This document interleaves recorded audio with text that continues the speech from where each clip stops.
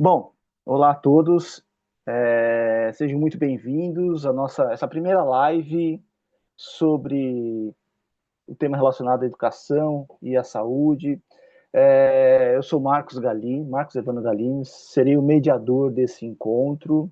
Vou fazer minha autodescrição rapidamente. Eu sou branco, estou com óculos escuro, careca, com a camisa azul.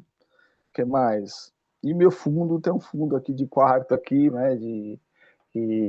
Então, essa aqui é a minha autodescrição. Essa é uma iniciativa aqui de um grupo voluntário, né, de profissionais de diferentes instituições que se conheceram no CIAED, que se uniram aí com o propósito de É muito semelhante à promover, promover debates e compartilhar experiências sobre educação à distância na área da saúde. Esse encontro conta aí com o apoio de diversas instituições e organizações, entre elas aqui a Education, Renata Penha Advogados, também o Hospital do Amor, que nos ofereceu o link, a UFMA também está dando apoio, eu sou da BP, da Beneficência Portuguesa. Na live de hoje, a gente vai conversar sobre design universal para aprendizagem, o DUA, e suas possibilidades para tornar os processos de ensino e aprendizagem mais acessíveis, inclusivos e flexíveis, considerando diferentes formas de aprender, participar e demonstrar conhecimentos.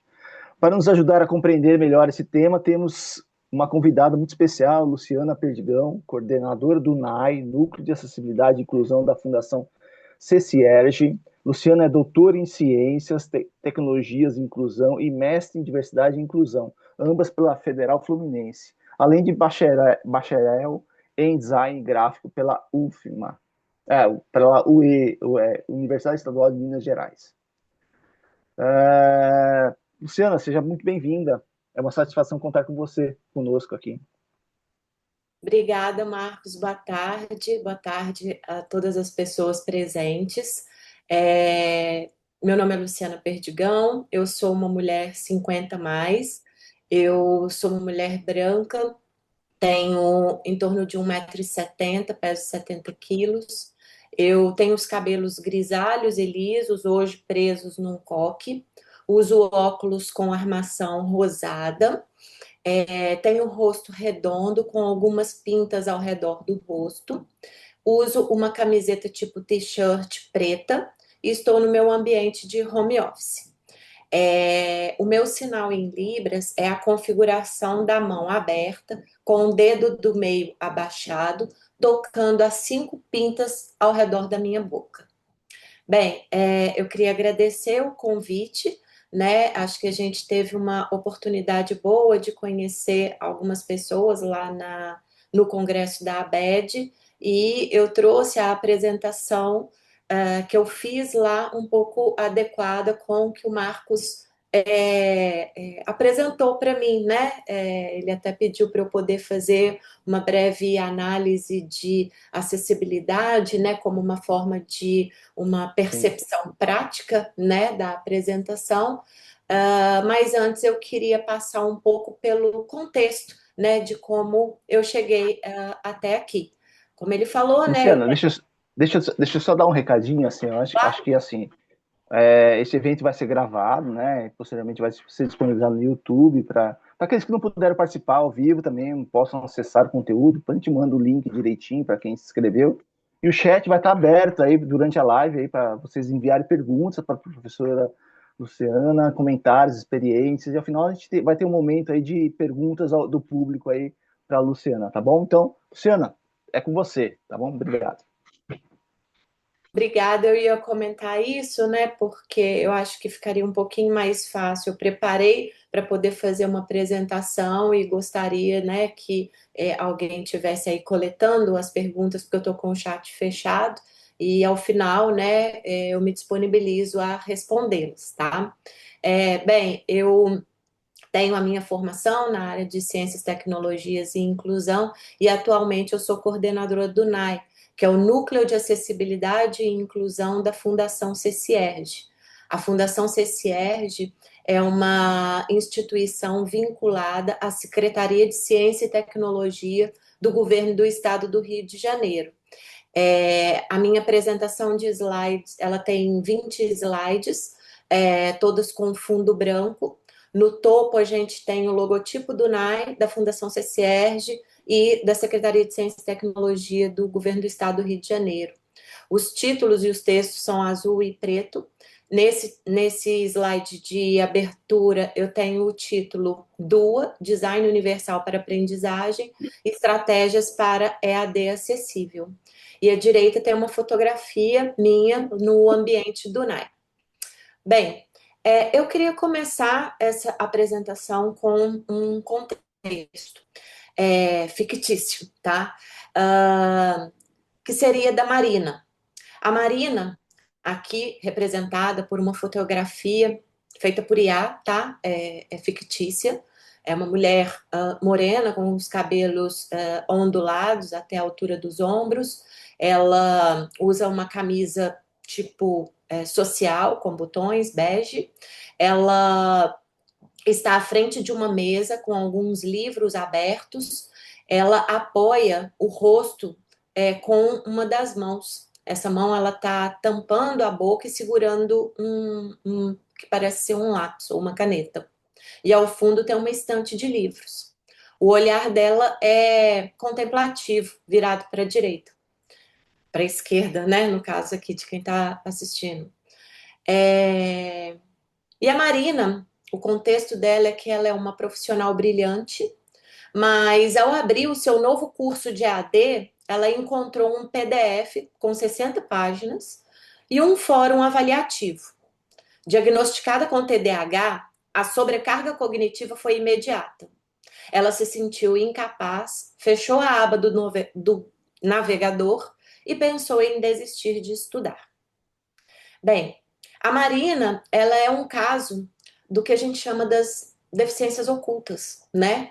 Então, no núcleo de acessibilidade e inclusão, onde a gente atua, a gente tenta mapear todos os cursistas que chegam, principalmente para aqueles do consórcio CEDERJ, onde a gente atua mais fortemente, que é o consórcio das universidades públicas do estado do Rio de Janeiro, que oferece, né, os cursos de nível superior na modalidade semipresencial. E aí, para a gente entender quem são esses estudantes, que a gente chama de alunos com necessidades educacionais especiais, a primeira coisa que a gente precisa fazer é um diagnóstico, uma pequena anamnese que a gente faz em contato por e-mail, ou então em contato presencial da equipe lá nos polos, para entender o contexto desse estudante e quais os recursos e tecnologias assistivas poderiam ser úteis, né, para esse sujeito. No caso da Marina, que tem TDAH, se ela não se apresentar, ela pode passar por todo o curso, né, sem ser identificada como uma pessoa com NE, né? E isso por muito tempo aconteceu. Era aqueles estudantes que a gente chamava de dificuldades de aprendizagem, né, de uma forma mais generalista. E conforme, né, a legislação avança, a sociedade como um todo começa a entender essa diversidade, é importante que a gente passe a entender quem são esses sujeitos e quais são essas necessidades. Então, no caso da Marina, qual que seria, né, o que é a barreira que paralisou a Marina para ela poder estudar? Não era essa questão da dificuldade de aprendizagem, né? Não estava na capacidade dela de aprender, e sim ela se deparar com a rigidez do design instrucional do ambiente, né? Então, esse é o tipo de barreira que a gente pode chamar de tecnológica e comunicacional. As barreiras de acessibilidade, elas estão delimitadas na Lei Brasileira de Inclusão.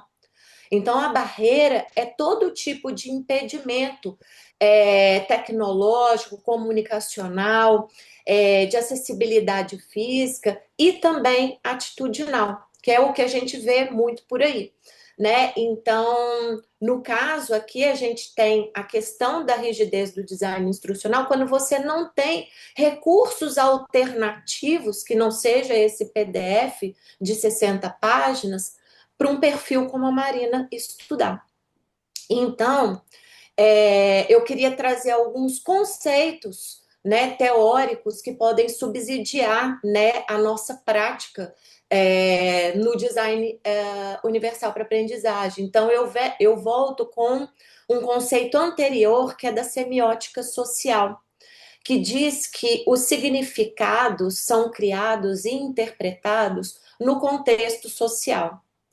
A semiótica social, ela reconhece que a comunicação não é neutra, sendo moldada por experiências, culturas e ambientes, fundamentada aqui no caso em Gualberto e Pimenta 2019.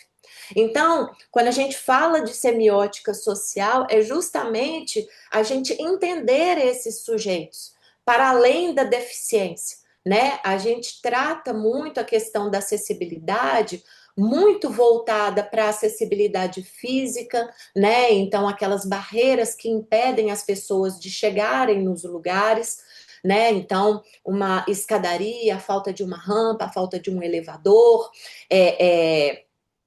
trajetos interrompidos, sem sinalizações podotáteis, enfim.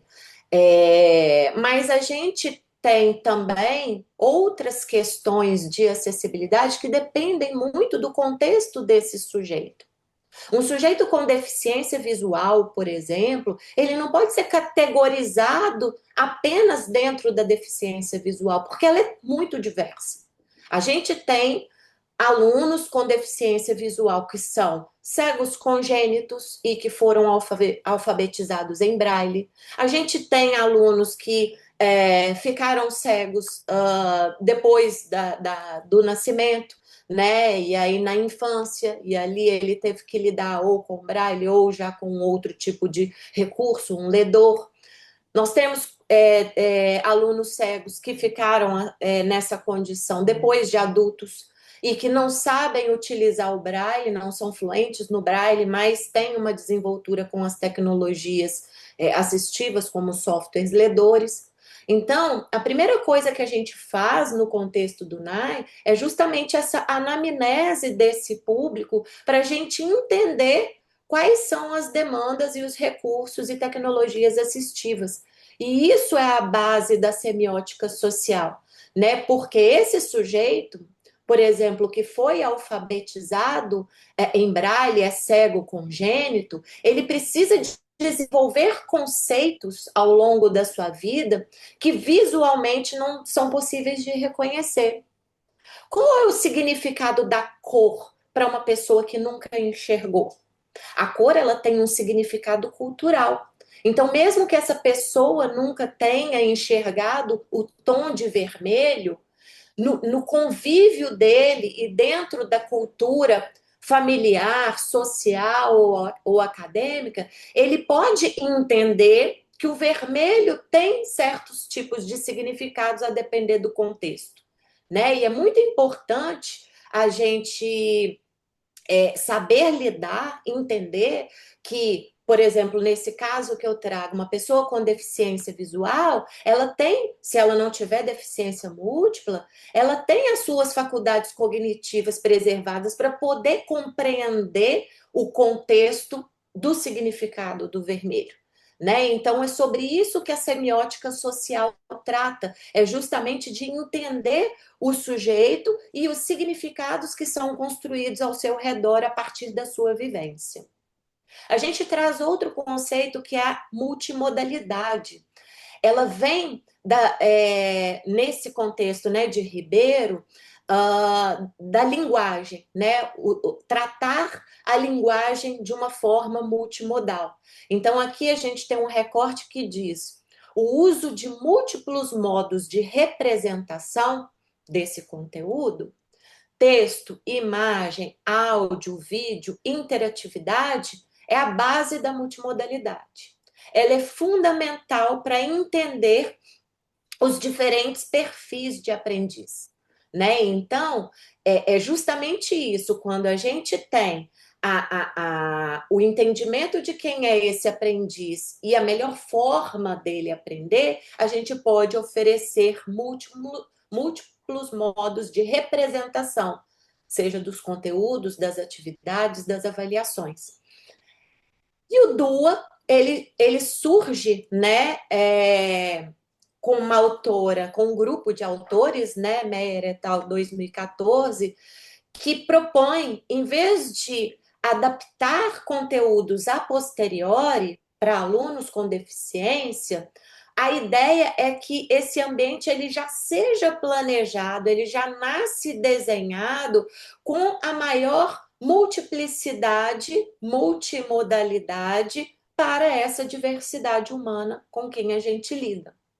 E aí, para a gente aprofundar um pouco mais, né, sobre o DUA, sobre esse framework, né, porque ele tem um desenho que esse grupo de pesquisas desenvolveu, inclusive ao final eu deixo alguns links, né, de estudos para poder se aprofundar, inclusive os instrumentos, né, que eles utilizam.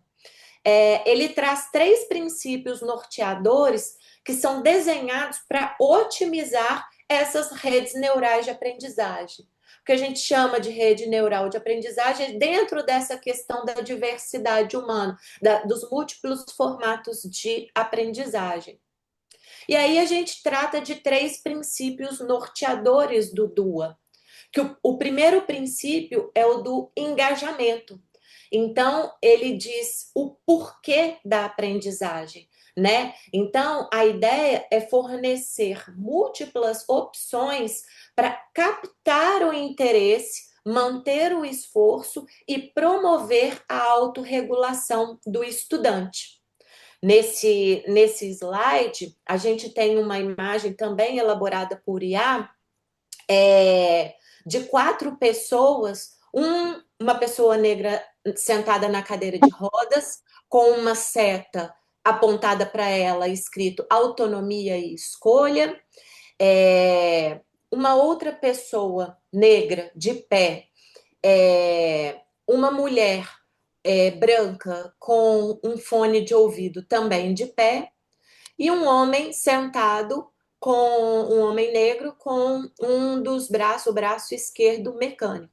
Então, dessas setas, né, como eu falei, tem a autonomia e escolha, a colaboração e as metas pessoais. Ou seja, isso, né, que cada um tem como motivador para o seu engajamento. O segundo princípio é a representação. Então, voltando no engajamento, por que que cada um está ali para poder aprender? Ah, eu estou aqui para aprender para poder ter um curso superior? Não, porque eu me interesso por esse assunto especificamente. Não, porque dentro desse assunto tem um módulo que me interessa mais. E aí, dentro de cada motivador desse engajamento, a gente tem o segundo princípio, que é a representação, que é o que da aprendizagem, né? É a forma de apresentar a informação em diversos formatos. É justamente o que a gente traz na fundamentação da multimodalidade, né? Que é apresentar esses em formatos visuais, auditivos, textuais, justamente para facilitar a percepção e a compreensão. Então, cada um desses perfis, eles vão ter o poder de escolha da melhor forma dele aprender. Então, aqui, também ilustrado por uma imagem com inteligência artificial, a gente tem um infográfico com 4 quadrantes. No primeiro, né, lendo no sentido horário, no canto superior esquerdo, tem esse homem negro manipulando um tablet escrito texto personalizável.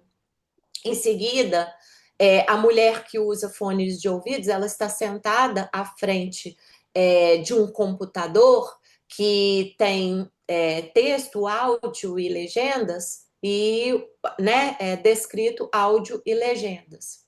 Em seguida, tem um homem à frente de um globo, tateando um globo terrestre, descrito recursos táteis e visuais. E o último, uma mulher à frente de um laptop, assistindo a um vídeo com um intérprete de Libras e o recurso de vídeo e Libras. E aí todos eles estão rodeados por iconografias que representam apresentam esses recursos, né? O livro, o áudio, o infográfico, os elementos visuais ou auditivos ou textuais que eles podem explorar nesse princípio norteador da representação. E o terceiro princípio é o da ação e expressão. Então, a partir do momento que esse sujeito ele recebe esse conteúdo em diversos formatos, como ele vai se expressar? Qual que vai ser a ação dele em cima dessa aprendizagem? Então, a ação e expressão, ela diz respeito ao como da aprendizagem, né? Então, é você oferecer alternativas para que esses alunos interajam com o ambiente virtual e demonstrem como eles aprenderam. Seja esse demonstrativo através de texto, através de vídeo, através de áudio. E aí, aqui a gente tem uma ilustração chamada Projeto Solução para a Sustentabilidade, e aí a gente tem 3 pessoas à frente de totens, né, como se eles estivessem fazendo a apresentação. A primeira pessoa fazendo uma apresentação oral, a segunda pessoa apresentando um protótipo físico e a terceira pessoa apresentando um mapa conceitual digital. Então, a ideia do DUA envolve todas essas etapas, conhecer o perfil de aprendizagem para entender o que motiva esse aluno, esse estudante a estar ali, né? Então, esse motivador, ele está muito relacionado com a semiótica social, né? O que vai despertar o interesse desse sujeito no contexto social em que ele vive. Então, às vezes, a gente está tratando de um mesmo conteúdo, por exemplo, um curso sobre o uso da IA por professores.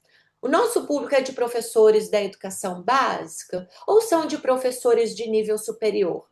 Dentro desse grupo, a gente ainda tem a diversidade. São professores de nível superior das exatas. Então, a gente vai ter que tratar, né, de assuntos ali que engajem as pessoas das exatas, né, para poder apresentar o recurso da inteligência artificial, para poder gerar esse engajamento, né?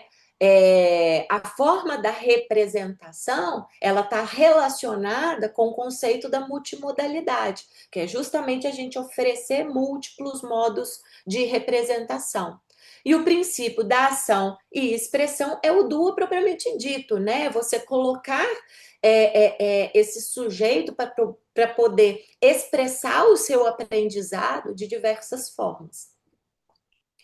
E aí, a gente traz esse conceito, esses conceitos, né, e o framework do DUA para as barreiras nos ambientes virtuais de aprendizagem. Ou seja, a gente precisa identificar quais são os obstáculos que dificultam a jornada dos estudantes com deficiência ou com neurodivergência. Então, quais são, né, essas barreiras? Citando aqui alguns exemplos. Quais são as barreiras comuns na EAD? A gente tem um grupo daquelas barreiras que a gente chama de sensoriais e cognitivas.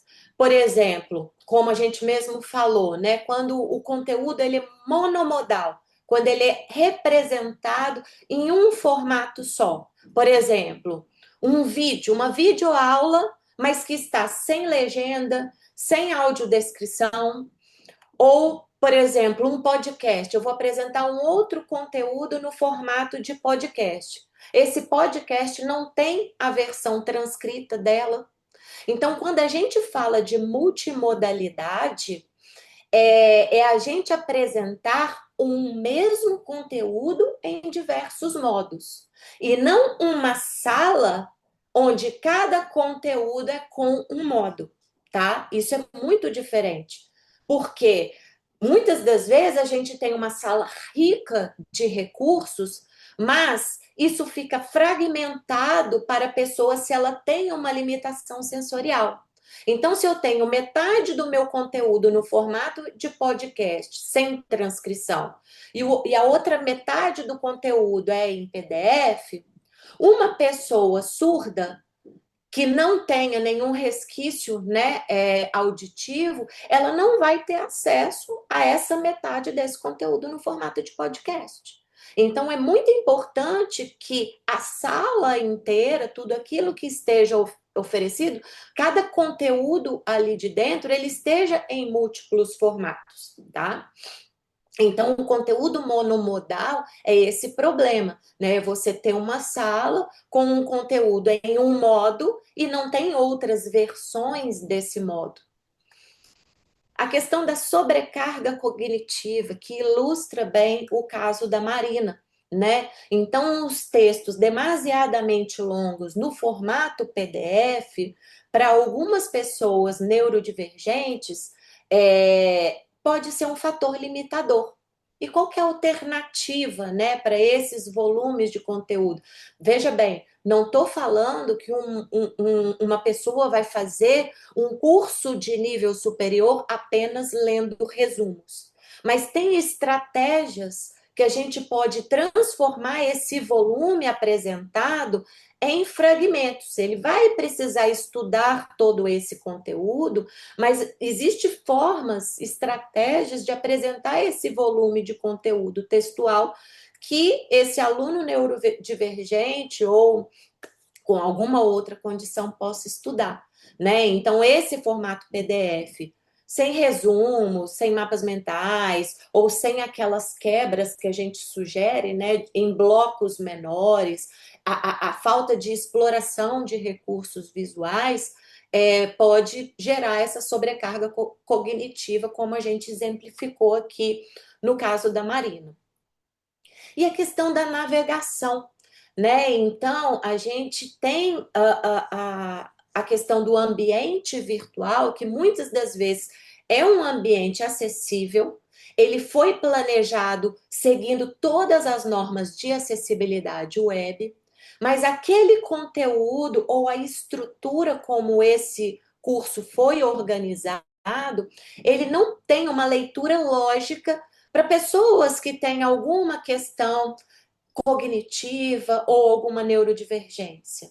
Às vezes, o esforço que ele vai precisar para poder localizar um conteúdo pode gerar uma sobrecarga cognitiva, onde ele não vai sequer ter disposição para poder estudar aquele conteúdo. A barreira já está ali no ambiente. Né? Então, é muito importante pensar no volume e na hierarquia da informação, né? Pensando principalmente nos padrões, né? As pessoas neurodivergentes e demais estudantes, né? Você chega num ambiente novo, aqui a gente no Zoom, né? Para quem está acostumado a utilizar o Google Meet, chega no Zoom, ele vai ter um tempo ali para poder se situar nessa ferramenta para poder utilizá-la plenamente. Agora, imagina num ambiente virtual tipo Moodle, que tem diversos recursos. E para uma pessoa que já tem alguma questão de déficit cognitivo, isso aumenta exponencialmente. Então, é pensar que, às vezes, o simples vai ser útil para todo mundo. E o design universal para aprendizagem é justamente isso: é pensar no design de um ambiente, de um conteúdo que atenda para todos.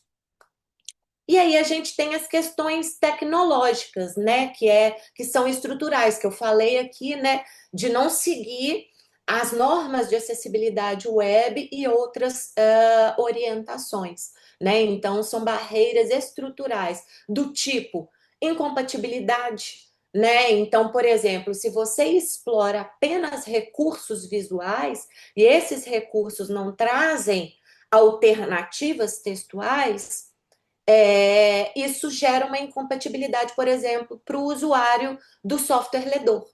Esse usuário ele não vai alcançar esse conteúdo apenas por elementos visuais. A questão da falta de responsividade, né? A gente tem uma questão aí dos ambientes virtuais que perdem a sua formatação quando você utiliza um dispositivo menor, como o celular, ou quando você vai fazer uso de ampliação, né? Então, essa falta de responsividade, às vezes, para uma pessoa com deficiência visual, pode ser uma barreira tecnológica. A gente tem um caso muito interessante lá no NAI, que, veja bem, 6 anos trabalhando com centenas, se não milhares de estudantes, dando as orientações, entendendo essas questões. E aí, nesse ano, a gente recebe uma estagiária com baixa visão para trabalhar no NAI conosco.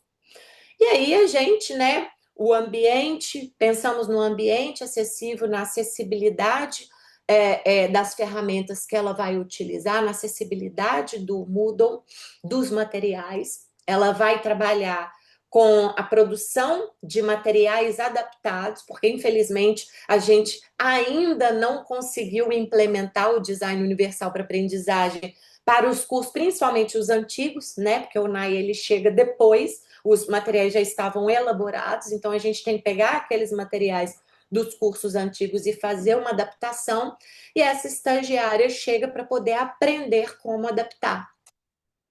E aí, no formato que ela usa de ampliação, para acessar o ambiente virtual estava ok, para acessar os PDFs que ela ia fazer adaptação estava ok, mas tinha um instrumento, que é o bala-boca que a gente utiliza, é um instrumento muito utilizado por pessoas cegas que usam software ledor. O bala-boca é acessível para quem usa software ledor.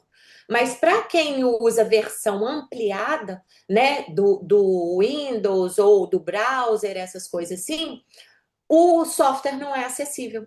Ele encavala, né? A gente precisa abrir 2 documentos, né? O documento PDF e o documento em texto puro que ele gera. O bala-boca ele não é acessível, porque ele encavala as coisas quando você tem uma tela só. Então a gente precisou providenciar para ela uma segunda tela num formato maior do que a gente já utilizava, para que ela pudesse abrir o bala-boca na tela normal, mentira, o PDF na tela normal e o bala-boca no ampliado ali para ela poder visualizar aquele conteúdo. Ainda assim, a gente percebeu que esse software não funcionava, ainda dava alguns problemas. Quando ela ampliava, o ambiente ampliava, mas os botões, os ícones de ação não ampliavam. Então a gente teve que repensar. Então é isso, né? Às vezes a gente está ali pensando, trabalhando com os recursos de acessibilidade, mas cada sujeito tem uma forma de utilizar as ferramentas e a gente tem que aprender a lidar e dar essas providências. E aí, uma outra questão estrutural de planejamento, por exemplo, de um curso, é, por exemplo, a definição de prazos sem flexibilidade.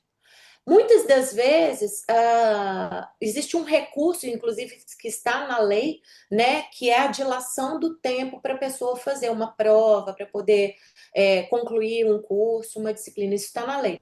Está na Lei Brasileira de Inclusão e em outros instrumentos legais. Mas, às vezes, para uma pessoa com TDAH, o tempo ampliado ele pode ser bom ou pode ser muito ruim. Isso pode gerar mais ansiedade ainda para esse sujeito. Então, é muito importante pensar na flexibilidade de tempo, de prazo para esse estudante realizar a atividade. Às vezes, uma atividade que para os alunos em geral possa ser realizada, sei lá, em 24 horas ou em uma semana, para um aluno com TDAH, talvez o ideal seja fragmentar essa mesma atividade em atividades menores com tempo mais reduzido, para ele não se dispersar, para ele não ficar ansioso. Então, ele vai entrar ali, tipo uma técnica Pomodoro, eu vou entrar e vou responder primeiro essa questão. Essa questão aqui eu tenho até amanhã para responder. Amanhã eu já vou entrar e vou fazer outra. É claro que quando a gente está falando de educação, de ensino, né, da EAD, que é massiva, né, é muito complicado esse tipo de personalização, né? Então é muito importante pensar até onde vai o seu DUA e como você pode planejar essas múltiplas configurações né, de personalização previamente para poder oferecer um cardápio de soluções para quem está acessando. Tomar só uma aguinha aqui. Bem, e aí, nesses 6 anos de NAI, de pesquisa e de implementação de recursos de acessibilidade, a gente entende, né, que o design instrucional fixo, pré-planejado, ele pode ser,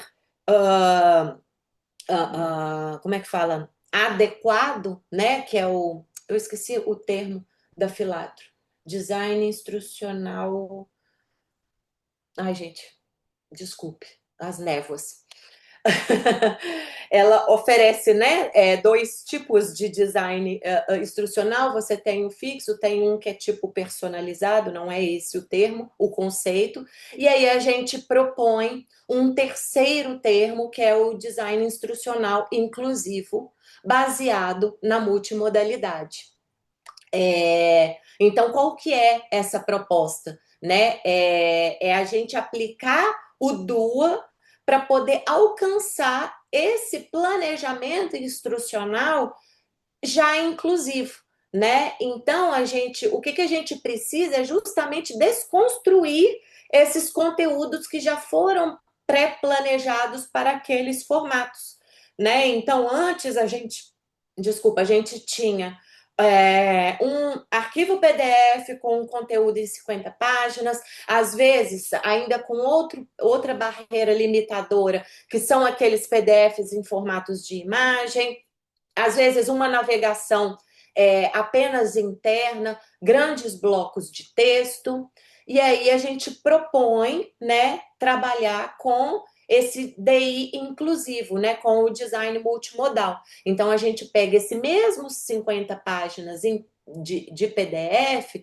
a gente pode transformá-lo num HTML responsivo, introduzido por um podcast. Esse podcast que foi introdutório, né, para a pessoa se ambientar naquele conteúdo, ele tem transcrição, ele vem intercalado com gráficos interativos, gráficos com audiodescrição, e aí finaliza com atividades onde ele possa escolher a forma de se expressar.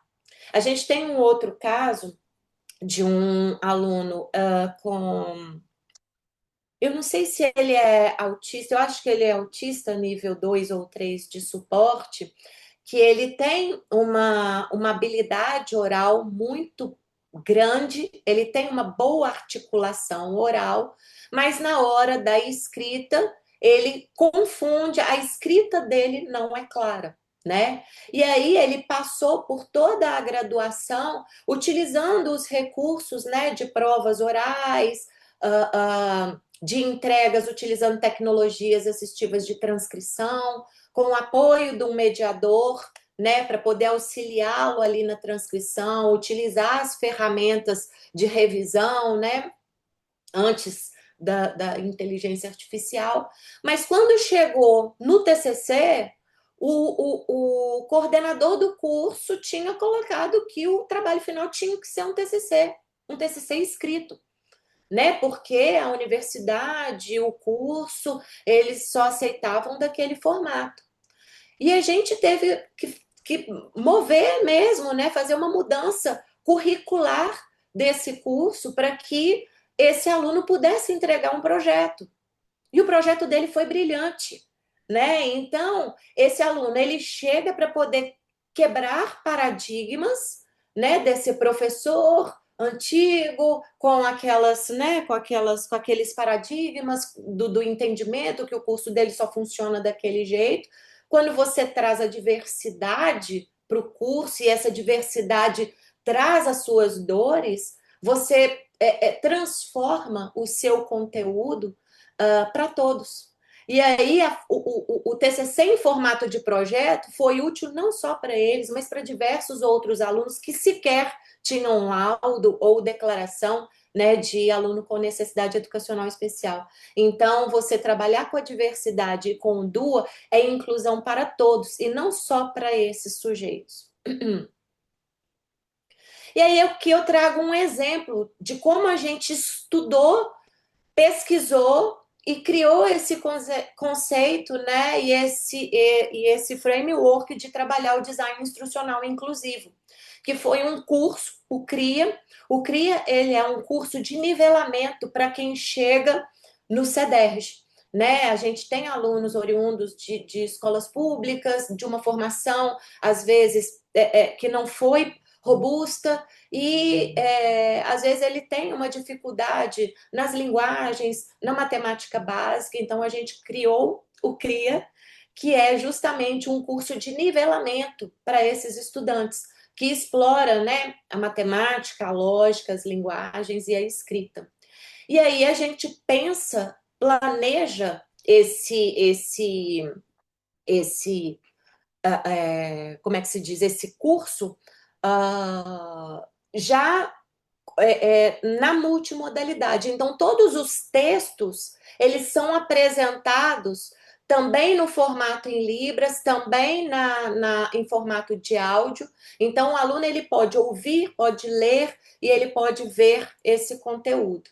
Aqui, por exemplo, é uma atividade. É uma atividade simples de questionário, mas que às vezes só a instrução ela pode ser um limitador, né? Então, a instrução para uma pessoa que não tem a língua portuguesa como primeira língua, que ela foi alfabetizada, letrada na Libras, isso aqui pode ser uma barreira para ela, sobre a linguagem verbal e não verbal, né? Então, às vezes, ela não é, é, aprendeu esse conceito, na Libras ela vai entender melhor. Eu faço muita relação com o aprendizado de outras línguas. Né? Muitas das vezes a gente precisa ler um artigo em uma outra língua que não a nossa.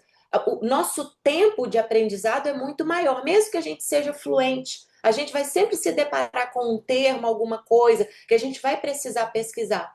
E se a gente tem ali a versão traduzida facilita muito mais. Então, a tradução em Libras, né? Muitas das vezes as pessoas falam, ah, a pessoa é surda, mas ela não lê, ela não enxerga. Mas é isso, é porque é outra língua, né? Então, é por isso que a gente oferece um outro recurso. Esse é um dos exemplos. E aí, como a gente desenvolveu, né, todo o processo do CRIA, e aí a gente elaborou, né, como fica esse framework de design instrucional inclusivo, a gente escreveu num artigo que eu vou compartilhar aqui com vocês, que foi publicado na revista EAD em Foco, onde a gente explica todo o processo, desde o planejamento do curso até todos os recursos e tecnologias assistivas que a gente ofereceu nesse curso aqui do CRIA. Um outro exemplo, eu até tinha apresentado lá no Congresso da ABED também, são os anais do seminário. O NAI fez o primeiro seminário do Núcleo de Acessibilidade e Inclusão no ano passado. Esse seminário, a maior parte dos autores foram os alunos com deficiência ou com necessidades educacionais especiais e seus tutores que escreveram. E aí,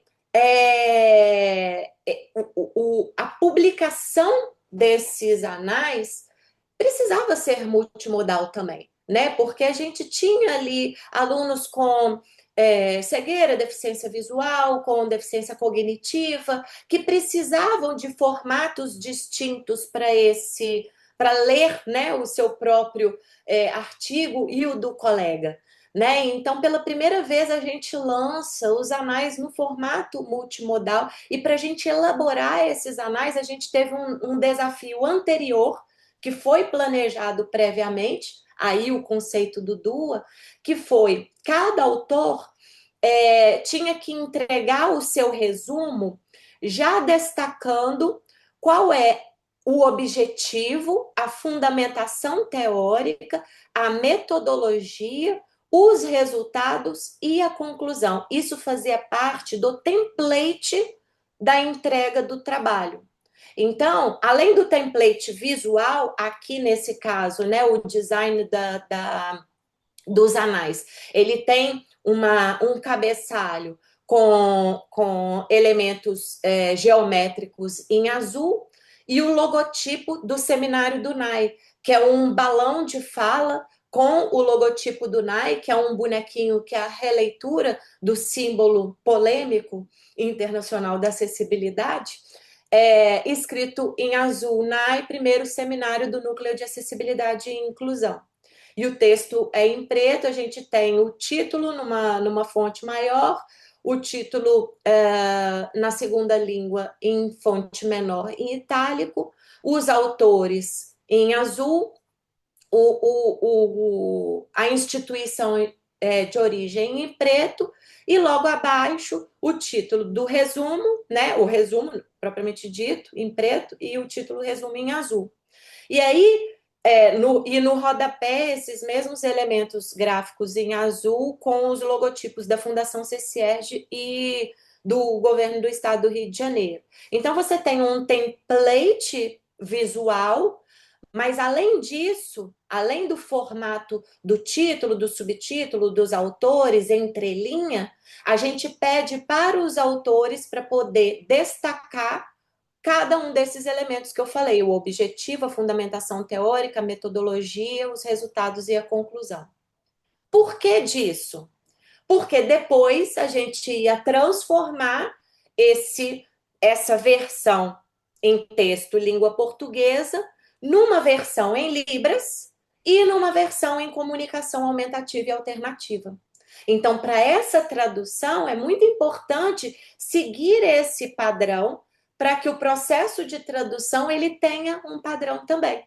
Né? Então já foi planejado previamente essa entrega e aí depois nós fizemos essa tradução. Então, nos anais você consegue ler o resumo, assistir o resumo em Libras e ainda ver esse resumo em comunicação aumentativa e alternativa, que são os cards, né? Eles são cards pictográficos, para quem não conhece, é uma forma de comunicação visual, não verbal, para pessoas que têm algum tipo de limitação cognitiva ou da fala.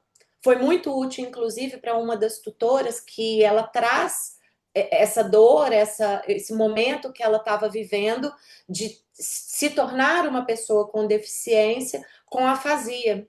E aí a gente, no próprio seminário, a gente precisou utilizar de recursos de tecnologia para poder se comunicar com essa tutora, e aí ela apresenta para a gente, né, tipo, essa alternativa que poderia ser utilizada. Então, a gente faz os anais também nessa versão.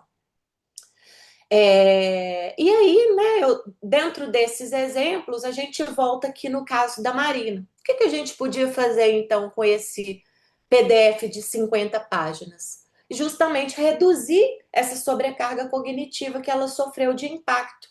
Como que a gente faria isso aplicando o DUA? O professor ele pode reestruturar a apostila em módulos utilizando o conceito de microlearning. Aquilo que eu falei, ela não vai deixar de estudar todo o conteúdo, mas ela pode fragmentar e reorganizar esse estudo.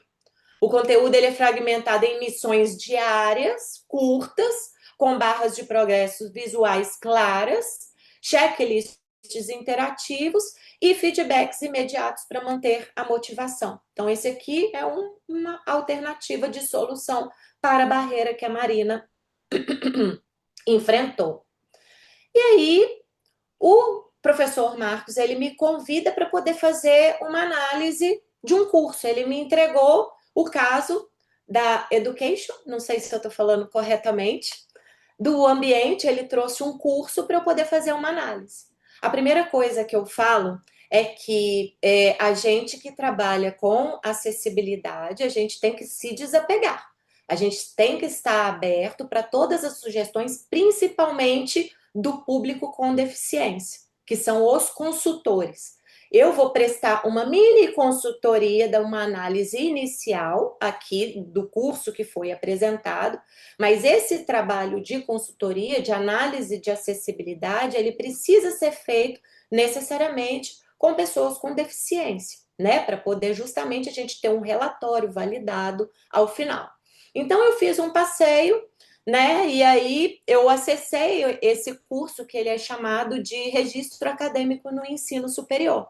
Então, logo que a gente entra no ambiente, né? Mentira, o ambiente ele tem lá meus cursos, então quando eu acesso o curso, a primeira página dele é essa aqui. Então eu tenho um grupo de recursos no lado esquerdo, quer dizer, na metade esquerda, né? Então eu tenho um grupo de recursos que são chamados apresentação do curso, dicas de estudo, contrato de prestação de serviço, política de privacidade e o fórum de avisos. E aí depois vem os conteúdos dos módulos. Na metade direita, a gente tem primeiro o progresso da conclusão com uma barra infinita, com vários pontinhos desse progresso, vários risquinhos desse progresso, e o bloco de navegação propriamente dita. E aí, eu me colocando no lugar da Marina, uma pessoa com TDAH que tem uma limitação quando vê um espaço com muito conteúdo, eu acredito que a Marina também teria um bloqueio, porque eu tenho tudo o que vai acontecer no curso logo na primeira tela. Será que é realmente necessário apresentar logo tudo?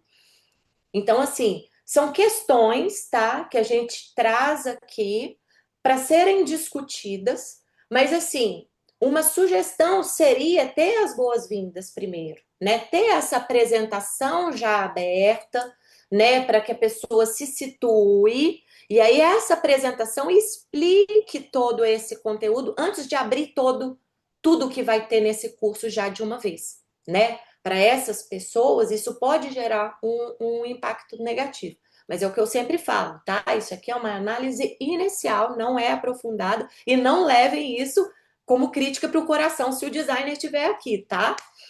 Vamos lá. Então, esse é o primeiro espaço, né, que a gente se depara. E aí eu fui navegando, né? Ele está muito bem organizado. Para gente que está familiarizado com a plataforma Moodle, é muito fácil navegar, né? A gente tem uma sequência que ela é lógica aqui, mas eu percebo, além do volume, uma falta de hierarquia da informação. Às vezes, a hierarquia ela pode ser demonstrada apenas nessa sequência de cima para baixo. Mas, pegando esse primeiro conteúdo aqui, esse primeiro bloco, né, de apresentação, dicas, contrato, política e avisos, o que é mais importante aqui? Para mim, todos têm o mesmo nível de importância, visualmente falando. Mas talvez a apresentação ela seja o mais importante. Ela mereceria ter um destaque maior do que os outros elementos. Talvez não. Talvez a política seja a primeira coisa. Antes dele entrar na apresentação, eu tenho que dar uma lida na política. Então, assim, é preciso entender dentro desse grupo aqui, hierarquicamente, o que é mais importante e dar o devido destaque, né? Então, a gente trabalhar com estilos justamente para ter a hierarquia da informação visual, mas também para quem está usando o software ledor, é muito importante. O software ledor, ele vai identificar se você está trabalhando com títulos de nível. Então, você tem título de nível 1, de nível 2, de nível 3. Então, quando você utiliza esses estilos, o software ledor vai identificar. Da mesma forma que visualmente a gente bate o olho, a gente sabe quando é um título, um subtítulo, o software ledor também vai identificar. Então, aqui poderia ser trabalhada essa hierarquia da informação também. Então, entrando, né, em uma das telas, foi um momento muito feliz, porque enquanto eu estava lendo os conteúdos, eu tive ali ainda algumas sensações tipo da Marina, de grandes volumes de texto, e os volumes de texto eles estarem blocados, sem uma palavra-chave, sem um destaque, às vezes uma área de respiro, né? Então, assim, eu tive essa sensação de que, às vezes, por exemplo, nesse caso dessa tela aqui, do conteúdo das atribuições do secretário, né? Do secretário lá do curso, o curso é secretaria acadêmica. Então, o que, que o secretário precisa fazer? Quando a gente está falando, por exemplo, de atribuições, é sobre o que, que ele precisa fazer. Fazer é uma ação. Por que não destacar cada um dos verbos aqui dessa ação? Né? Você já traria um elemento de destaque, né, do que ele precisa fazer, qual que é a atribuição. Então, destacar o verbo poderia ser um recurso visual para quem está lendo esse conteúdo. Só que antes, né, de entrar, antes não, depois que eu já tinha entrado nesse conteúdo, lá no ambiente, aí eu vi que tinha esse vídeo encapsulado num H5P, né, num recurso de H5P, onde a professora repete esse texto, esse blocão de texto, fazendo a leitura. Então, é um ótimo exemplo de multimodalidade. Eu tenho o recurso textual, mas eu estou lendo esse texto. Então, se eu estiver lá lavando a minha louça, eu vou poder estar acompanhando esse conteúdo das atribuições. Ponto para multimodalidade.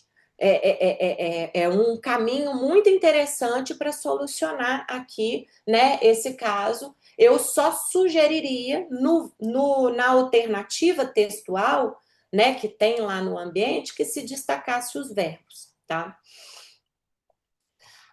Aí depois eu entrei num outro conteúdo, acho que eram alguns slides, né, que estavam dentro desse conteúdo e me deparei com um problema, que esse é um problema de acessibilidade web, está dentro das normas de acessibilidade, que é a questão dos contrastes.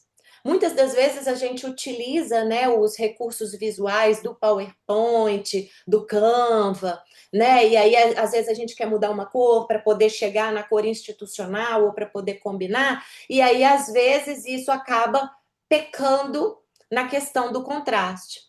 Batendo o olho no slide que eu acessei, ele é uma sequência de blocos, né, de retângulos coloridos, começando do laranja, são 4 retângulos, começa do laranja e vai até o cinza, sendo que o texto é em branco. Então, isso já é praticamente norma, né? Você colocar o texto branco sobre o cinza de 60% para baixo é um problema de contraste, tá? E aí eu fui numa ferramenta, o Contrast Checker, eu vou deixar também linkado aqui na apresentação, e coloquei o Contrast Checker, a gente tem uma ferramenta de conta-gotas, que eu vou lá no meu conteúdo, eu pego o conta-gotas, né, da ferramenta, e vou lá no conteúdo e pego a cor do cinza e pego a cor do branco, e peço para ele analisar. E aí, de acordo com as normas da WCAG, né, as normas da acessibilidade web, a gente tem um probleminha aqui desse contraste, seja para o texto no tamanho normal, ou também no texto maior, quando é no título. Porque acontece muito isso. Às vezes, você vai usar um branco sobre cinza ou cinza sobre branco, mas numa fonte maior. Aí esse contraste não tem tanto problema, né? Essa ferramenta ela analisa isso também, o tamanho do texto dentro desse contraste do conteúdo e o fundo, tá? Mas nesse caso aqui, esse cinza com o branco, ele é problemático tanto na fonte grande quanto na fonte pequena. E aí a gente entra aqui num outro caso que eu percebi, né, que tem alguns conteúdos que eles são prints de slides, parece que foi elaborado provavelmente num PowerPoint, alguma coisa assim, e esse PowerPoint, ele foi, as imagens, né, os slides do PowerPoint, ele foi colado no ambiente, né, então lá no rótulo, né, no HTML lá do Moodle. E aí, essa imagem propriamente dita, eu vi que tem outras imagens que estão com uma descrição das imagens. Mas nesse caso aqui, especificamente, eu fui fazer uma checagem, e essa checagem a gente quando, né, eu, por exemplo, eu tenho software ledor, mas para eu poder mostrar aqui para vocês, tem uma outra forma visual da gente identificar se esse conteúdo tem ou não, né, descrição no texto alternativo, que é indo nas ferramentas de desenvolvedor do próprio browser. O browser, por exemplo, no caso aqui do Chrome, quando você vai lá nos 3 pontinhos, lá no canto superior direito, vai aparecer um menu e aí tem ferramentas do desenvolvedor. Ele vai abrir essa janela. Essa janela que está aberta à direita é o código HTML desse conteúdo. E aí, à medida que você vai passando o mouse em cima do conteúdo, né, do seu conteúdo no Moodle, essa janela do desenvolvedor vai destacando aonde o trecho do código que você está selecionando. Nesse caso aqui, eu selecionei o slide e esse slide ele tem a imagem, mas a imagem ela não está com a descrição, né? Ele não tem o texto alternativo da descrição da imagem, tá? E mesmo que a gente tenha um slide que seja predominantemente textual, esse texto, quando ele está transformado em imagem, o software ledor não identifica. Então, é importante, pelo menos, fazer a transcrição desse texto. Nesse caso aqui, dicas para uma comunicação eficaz. Aí vem lá uma lista, permaneça em silêncio, papapi, papapá. Todo esse texto precisaria da transcrição, seja ela aberta, seja ela como um texto alternativo, tudo bem?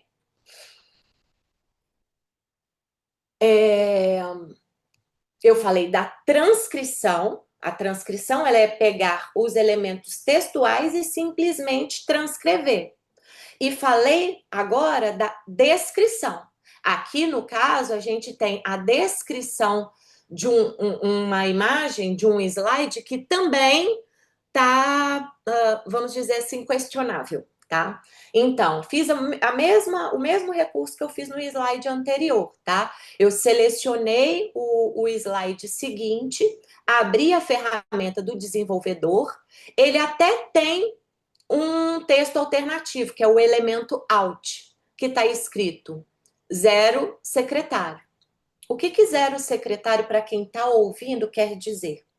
Não quer dizer muita coisa, né? Aqui a gente tem um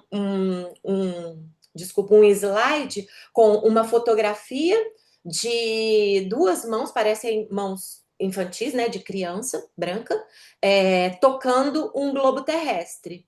E à direita tem o texto: o secretário. Para gerar resultados na organização, é importante que o secretário papapi, papapá.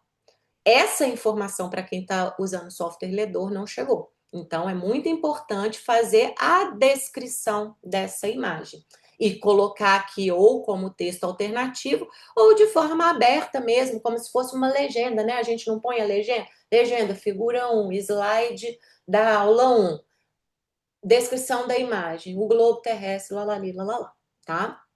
Isso é interessante, inclusive, para quem não usa software ledor, mas tem alguma dificuldade de leitura. Por exemplo, nesse caso aqui, ele é um print, eu só com a minha limitação visual, eu não estou conseguindo ler o print, né? Porque está muito pequenininho aqui. Se ele tivesse transcrito aqui embaixo, já me ajudaria. E aí, eu trago um recurso que ele é caro para mim, que é a minha área de pesquisa, que é a audiodescrição das imagens, tá? A audiodescrição das imagens, ela é diferente da descrição, não só não pelo prefixo áudio. A audiodescrição não necessariamente ela tem que vir no formato de áudio.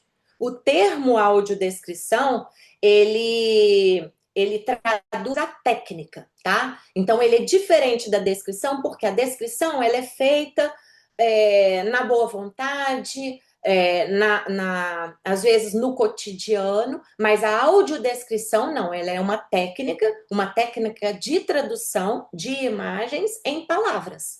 E essa tradução, em palavras, ela pode ser no formato textual, escrito, à tinta, em áudio, em fonte ampliada, em braille. Então, tem diversos formatos do recurso da audiodescrição. Eu não vou me aprofundar, hoje a gente oferece cursos, diversos cursos lá na Fundação, entra no site da Diretoria de Extensão, mas eu deixo aqui 2 produtos da minha pesquisa. Um é um guia Vendo com Outros Olhos, a audiodescrição na educação à distância, onde eu explico como utilizar a audiodescrição das imagens estáticas nos ambientes virtuais. Esse é o produto do meu mestrado lá na Diversidade e Inclusão na UF.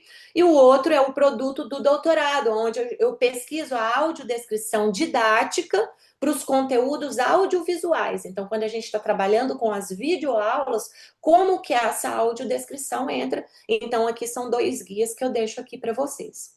E aí, dentro dessa pesquisa de audiodescrição, eu venho com um outro aprofundamento, que é a acessibilidade das imagens, tá? A gente, quando está elaborando as imagens, né? Hoje a gente tem muitas ferramentas, então o próprio professor, ele elabora suas imagens sem necessariamente precisar chamar um designer para poder fazer isso para ele. Mas esse professor, ele não teve essa formação do design, esse letramento do design, e muitas das vezes acaba elaborando imagens que têm problemas de acessibilidade. E aí, então, esse estudo que eu trago aqui, né, eu vou linkar o artigo, ele analisa, ele traz algumas análises dos problemas que a gente identifica na elaboração da imagem quando a gente vai fazer a audiodescrição. Então, assim, eu trabalho com audiodescrição, eu recebo imagens diariamente para poder fazer a audiodescrição. E aí, quando eu vou fazer a audiodescrição, eu falo, meu Deus, mas por que que essa pessoa fez essa imagem desse jeito e não fez do outro? Tá só dificultando a vida de quem está vendo a imagem e de quem está ouvindo na audiodescrição. Todas as imagens utilizadas foram permitidas, tá? Eu pedi autorização dos autores, então eu trago aqui um exemplo de uma das imagens que estão lá nesse estudo, que é um gráfico. Ele é um gráfico de barras sobre as deficiências. O gráfico, ele são barras horizontais verdes e no eixo vertical tem auditiva, TGD, física, intelectual, visual e múltiplas. E no eixo horizontal, uma escala de 0 a 50. E aí, ao lado desse gráfico, no lado esquerdo desse gráfico, tem uma tabela, tá? Que é como se fosse uma legenda. Eu fiquei na dúvida na hora de traduzir isso, se seria uma legenda ou se seria uma tabela. Enfim, no formato de uma tabela com 2 colunas, você tem na primeira coluna deficiência e a segunda coluna deficiências, tá? E aí na primeira coluna a gente tem múltiplas, visual, intelectual, física, TGD e auditiva, e na segunda coluna tem os números 15, 5, 30, 5, 45 e 3. Agora me explica qual que é o problema dessa imagem. O problema é que eu não precisava dessa legenda aqui, bastava eu colocar esses quantitativos em cima do próprio gráfico. Cada uma das barras recebeu o rótulo dos quantitativos e aí eu não precisaria desse elemento visual que só é mais uma coisa para eu ler.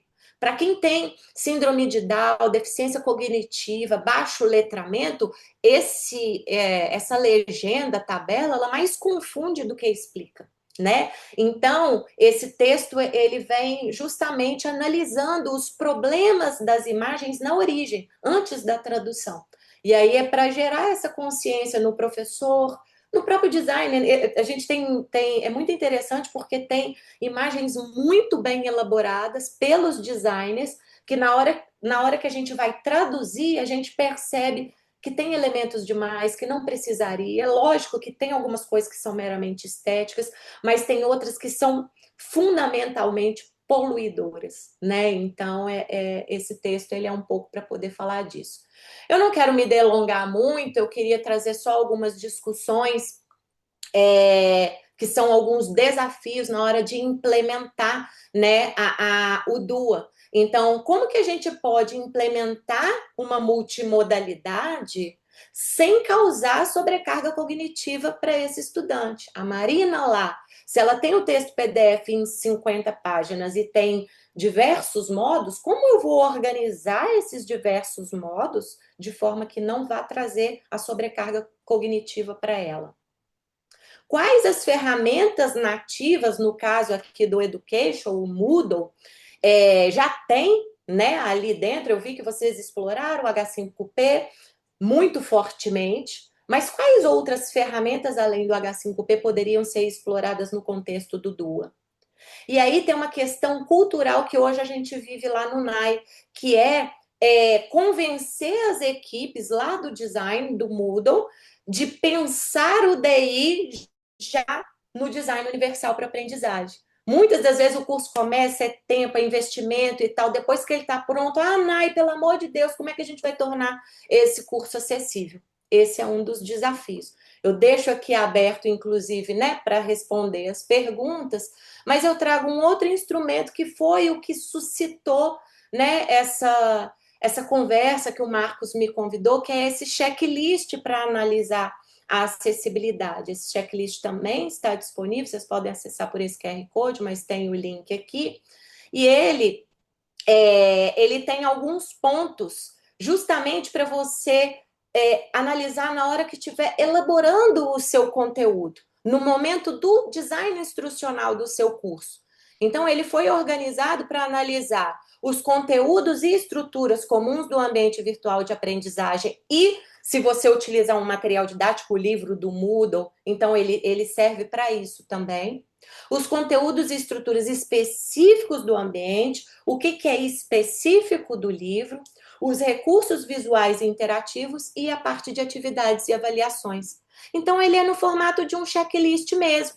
Você vai analisando cada um dos pontos, né? Um pouco do que eu fiz aqui no Education, você consegue ir fazendo e com os instrumentos linkados. Então, quando eu falei para vocês da hierarquia da informação e o padrão dos estilos, você tem como analisar entrando no HTML dos rótulos e vendo se você utilizou os estilos seguindo o padrão do conteúdo web. E aí aqui eu linko, né, as normas de acessibilidade web e os formatos para os livros didáticos em Word e em PDF.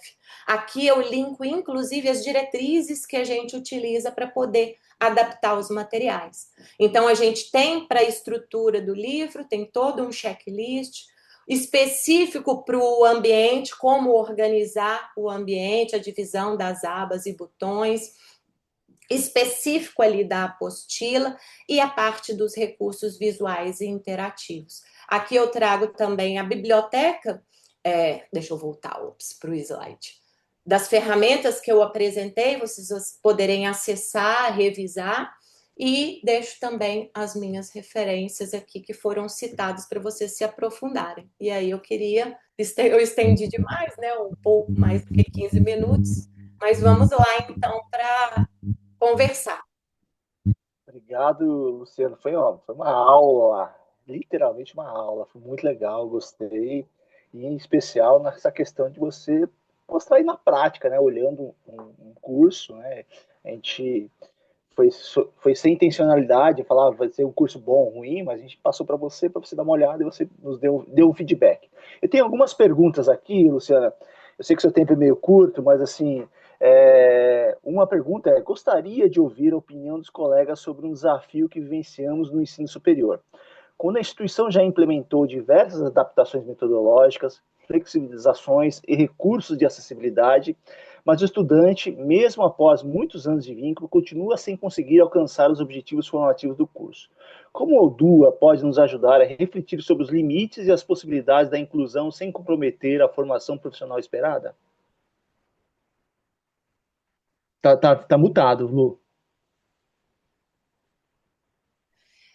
Esse é um dos desafios que a gente enfrenta de forma muito recorrente no ensino superior semipresencial, né? Veja bem, a gente tem a questão dos objetivos, do que se espera, por exemplo, a gente tem o caso é, da engenharia de produção, por exemplo, lá na fundação. O curso de engenharia de produção, ele tem várias etapas de trabalho laboratorial presencial, e que alguns tem um caso de uma aluna com transtorno e fobia social que ela está impedida, ela não está conseguindo participar desses laboratórios. Aliás, nem a engenharia de produção, pegar as licenciaturas mesmo. Esse aluno ele não tem condições de estar presencialmente num estágio, numa sala de aula. É possível formar um professor sem ele passar pela sala de aula? Então, tem sim limites. O DU ele não vai resolver todos os problemas do mundo.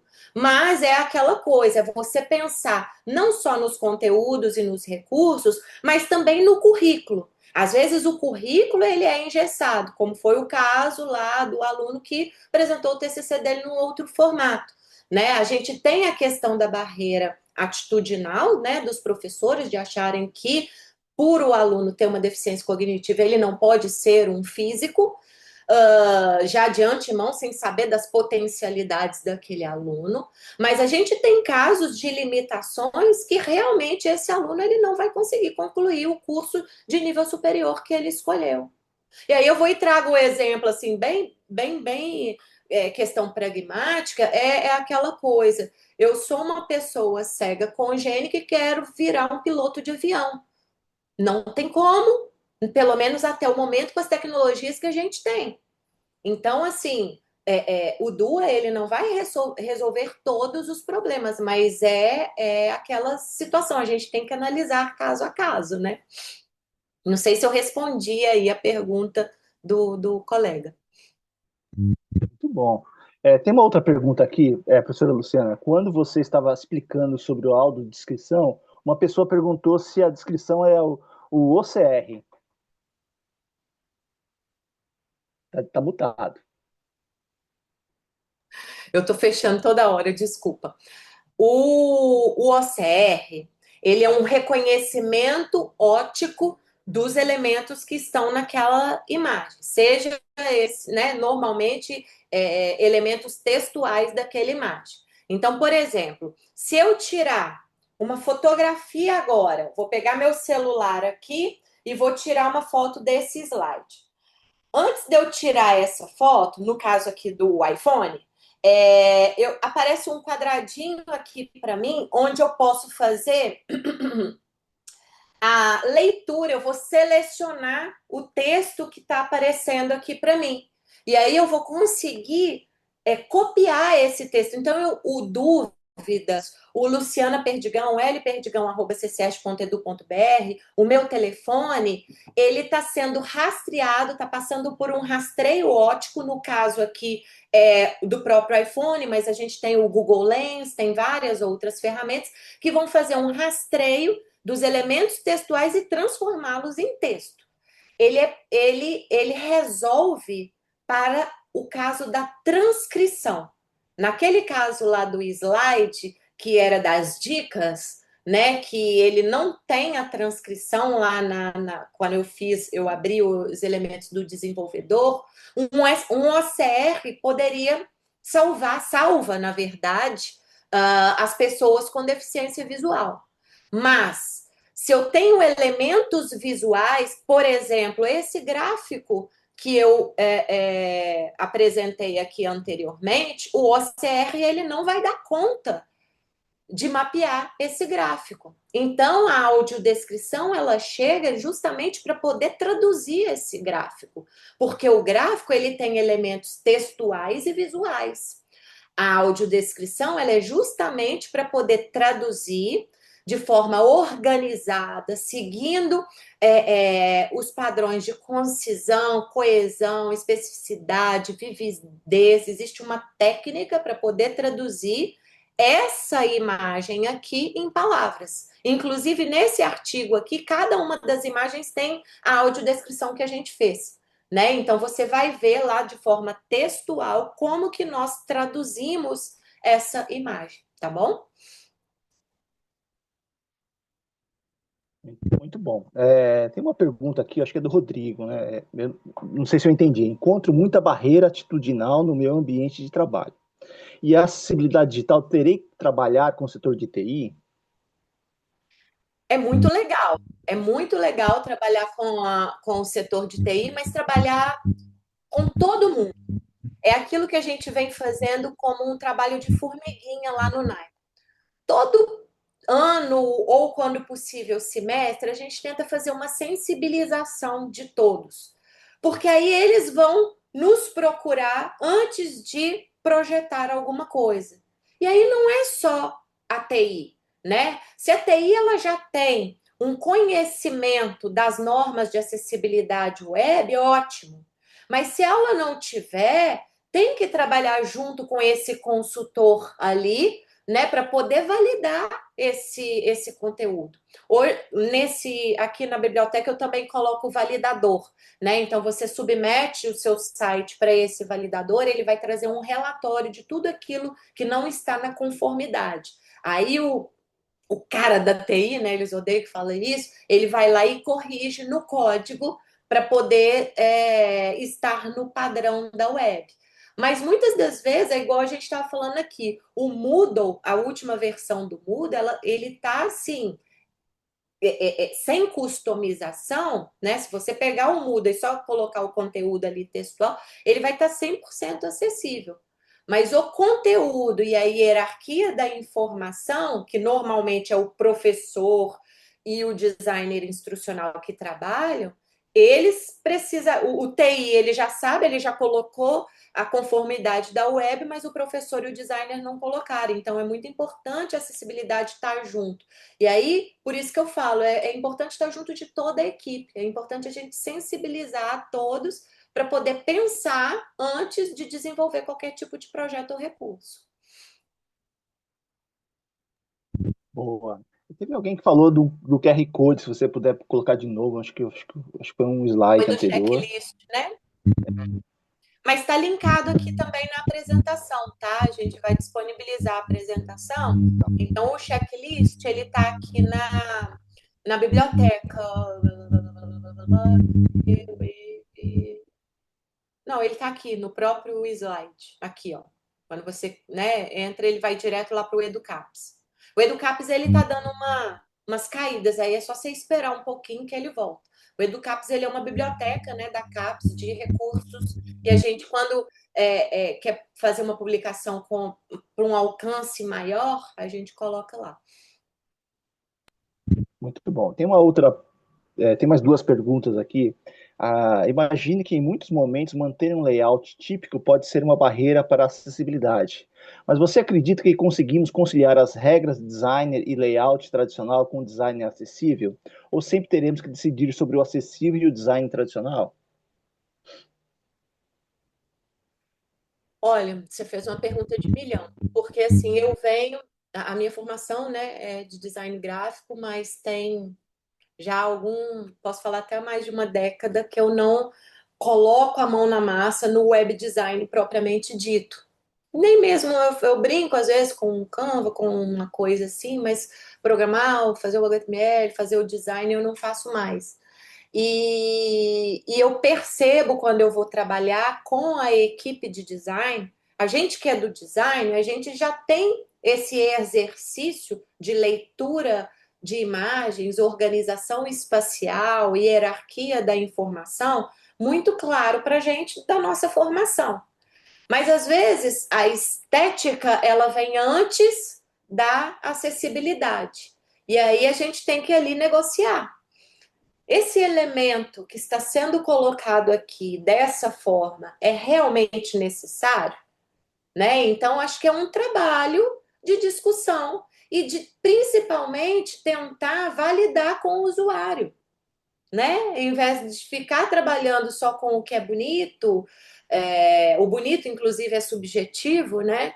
É você trabalhar com funcionalidade. E a funcionalidade, ela envolve a diversidade. E às vezes vai funcionar para um, não vai funcionar para outro. Então, a gente precisa realmente, é uma engenharia trabalhar com um design que seja para todos. O Web for All, né, tem esse conceito. Mas se você trabalhar de forma multidisciplinar, ao invés de ser só o designer para trazer sozinho uma solução, corre muito menos risco de erro. É muito melhor esse design trabalhar com uma equipe multidisciplinar. Eu sei que não é fácil, mas às vezes você pode trazer alguns grupos focais, trazer alguns grupos de possíveis estudantes para poder validar. Enfim, é um caminho. E tem mais uma pergunta aqui, em relação à autodescrição ainda. Quando a imagem é meramente ilustrativa e não necessariamente agregar ao conteúdo, ela ainda precisa de autodescrição? Ou podemos optar pela leitura daqueles que de fato vão impactar no aprendizado? O próprio Moodle, ele já oferece esse recurso, né? Quando você coloca qualquer imagem, se você não marcar lá que é meramente ilustrativa, ele obriga você a colocar uma descrição, mesmo que seja lá secretário, né? Então, não, se ela é meramente ilustrativa, não necessariamente você precisa audiodescrevê-la. Agora,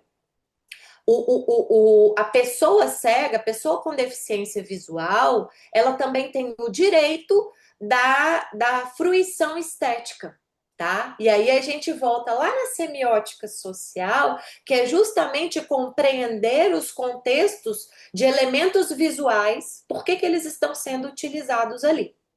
Eu pego o exemplo quando a gente vai fazer, por exemplo, audiodescrição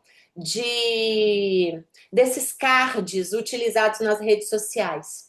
Né? Quando a gente vai compartilhar aquele card que foi compartilhado do evento, quando eu vou fazer uma audiodescrição daquele card que foi entregue no WhatsApp. Normalmente, e aí, pela audiodescrição ser um processo de tradução, não tem certo e errado, não tem regra, tem diretriz, tá? Então, eu vou traduzir de um jeito, o Marcos vai traduzir o Marcos, como audiodescritor, vai traduzir de outro audiodescritor vai traduzir de outro. Então, eu não vou falar que o meu é mais certo do que o do outro audiodescritor. Ele teve as escolhas tradutórias dele, assim como uma tradução de um livro, né? Você vai pegar diversos tradutores e cada um pode traduzir elementos de formas diferentes, né? Mas eu recomendo, e aí trabalhando com vários consultores, eu trabalho hoje com 3 consultores, cada um tem uma percepção, tá? Consultores são pessoas com deficiência visual e formação em audiodescrição e acessibilidade que validam o meu roteiro, né? Então, a audiodescrição, ela também pressupõe a validação por essa pessoa, tá? É, quando a gente vai fazer a audiodescrição desse card, aí é consenso entre os meus consultores que é melhor eu primeiro traduzir toda a informação do evento e depois eu vir com os elementos estéticos desse card. Por quê? Eu quero saber que dia, que horas eu recebi o card. Quinta-feira passada. Hoje eu quero saber o link. Mas aí eu tô falando que o card ele é quadrado, tem uma flor, tem um elemento laranja. Eu fico, né, 15 minutos procurando ali onde que tá o raio do link do card. Então, as informações do card, elas são mais relevantes do que os elementos visuais. Mas os elementos visuais, eles foram escolhidos ali por algum motivo. E aí, esse motivo, às vezes, vai concatenar, por exemplo, com o que eu estou projetando aqui, ou com alguma coisa que está acontecendo no ao vivo. Ah, então por isso que todos os slides da Luciana têm o fundo branco com elementos geométricos em azul e laranja. Por quê? Porque esses elementos, eles são institucionais da Fundação CCERJ. O logotipo da Fundação CCERJ, ele é composto por um um, um, um tangram no formato de um passarinho, laranja e azul, e esses elementos geométricos desse tangram, junto com o escrito Fundação CCEG, é a identidade visual da fundação. Então, tudo aquilo que tem a identidade visual da fundação usa essas cores, laranja e azul. Então, a pessoa com deficiência visual, ela tem o direito de ter essa fruição estética utilizada. Cabe quem vai traduzir ver a relevância ou não. E nesse momento é muito legal para os designers e para os professores realmente ver se eu não estou poluindo visualmente principalmente agora nessa época de inteligência artificial, fazer card com inteligência artificial, onde tem destaque em tudo, ou seja, nada é destacado, né? Quando você destaca todas as coisas, nada fica destacado. Então você tem letra vermelha, com letra grande, com várias fontes, com fundo, com box, com boneco, com ícone, tudo junto. Imagina traduzir, vai dar 3 laudas traduzir um card feito por IA, né? Então, para a gente rever isso, a audiodescrição também é boa. A gente fala isso nesse artigo das imagens acessíveis. Pessoal, a gente já está no final da nossa apresentação, então eu já vou fazer só mais uma pergunta aqui, tá? É, pergunta aqui, acho que é da Lani, ela perguntou: esse recurso é percebido, compreendido, operável e funciona no dispositivo? Acho que é dispositivo móvel, não sei. Na experiência de aprendizagem do aluno? Qual recurso? Né? Eu não sei se ela está falando da audiodescrição, como é que é. Eu teria que saber qual recurso ela está falando. Ela não especificou aí, não sei se ela consegue especificar, mas, bom, só para a gente ir, são os princípios, na verdade, um acréscimo, são os Princípios da princípios. WCAG se é operável, eu sei quais são os princípios, mas você está falando de qual recurso para eu avaliar se eles são operáveis, né, e se seguem todos os princípios da WCAG. Na verdade, eu estou comentando, acrescentando, né? Porque qualquer recurso que o designer planeje, o professor vai disponibilizar, é importante ele saber como essa informação será trabalhada, como o estudante vai perceber, compreender, operar e se vai funcionar no dispositivo que ele está utilizando. Então, na verdade, foi um acréscimo à tua fala. Sim, é isso, né? Tipo, pegar, voltando lá no ambiente virtual, pegando, por exemplo, o H5P. O recurso do H5P, quando ele foi criado, eles melhoraram, porque é um JavaScript, né? A forma de encapsulamento desse JavaScript dentro do Moodle não funcionava, não era operável para quem usava software ledor. Agora ele já evoluiu. Então, ele fere o primeiro princípio da operabilidade, né? Porque você não alcança, e se não alcança com software ledor, você não alcança com nenhuma outra tecnologia de dispositivo externo. Linha Braille, impressão, né? Quando você vai fazer o Braille impresso ou a leitura naquele teclado de linha Braille, enfim, né? Os dispositivos externos, eles ficam bloqueados também. Bom, gente, muito obrigado, Luciana, por compartilhar conosco seu conhecimento, sua experiência e suas reflexões sobre o DUA, né? Acho que foi muito interessante. Tenho certeza que essa conversa contribuiu para ampliar a nossa compreensão sobre o tema e principalmente para pensarmos como podemos construir experiências de aprendizagem mais acessíveis, inclusivas e flexíveis, né? Agradeço também a todo mundo que participou aqui na live, pelo chat, com suas perguntas ou não. Muito obrigado a todos. Luciana, quer fechar com algumas últimas palavras? Sim, eu deixei aqui no final, nesse último slide, tem o logotipo do Libre, que é o Laboratório de Inclusão Biopsicossocial e Recursos para a Equidade. É um laboratório criado no âmbito do NAI, onde a gente reserva Normalmente são às sextas-feiras, hoje eu estou no meu momento do Libre, né? Então, quinzenalmente, às sextas-feiras, a gente tem esse grupo de pesquisa que está registrado no CNPq, que é justamente para a gente voltar para a pesquisa, né? Porque cada dia chega uma demanda nova no NAI. E aí a gente precisa reaprender, revisitar, entender e buscar referências. Então, eu compartilho aqui, né, o Libre como laboratório. A gente tem um Instagram que ele não é muito ativo porque não temos tempo mesmo, né? Eu queria muito ter, a gente participou da SBPC, fizemos uma apresentação lá muito interessante. Eu queria atualizá-lo um pouco mais, mas eu pretendo daqui para frente, a gente está com novos servidores lá, poder atualizá-lo mais. Então, eu deixei aqui o site do NAI, também vai ser revitalizado nas próximas semanas. E os meus contatos aqui, eu me coloco à disposição, quem eu não pude responder aqui no chat, depois eu estou aberta para um bate-papo, tá bom? Muito obrigada aí pelo convite e pela participação de todos.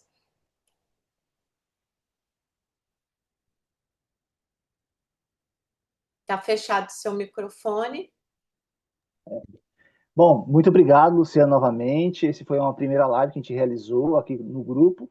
Teremos outros encontros, já estamos pensando em outros encontros, então aí fiquem atentos às próximas programações. Quem deixou os contatos a gente vai mandar para vocês, e a gravação depois a gente vai disponibilizar também, que aí eu acho que vocês podem compartilhar com a equipe e tudo mais. Esses materiais que a Luciana deixou, disponibilizou, também são fundamentais aí também para a discussão da temática.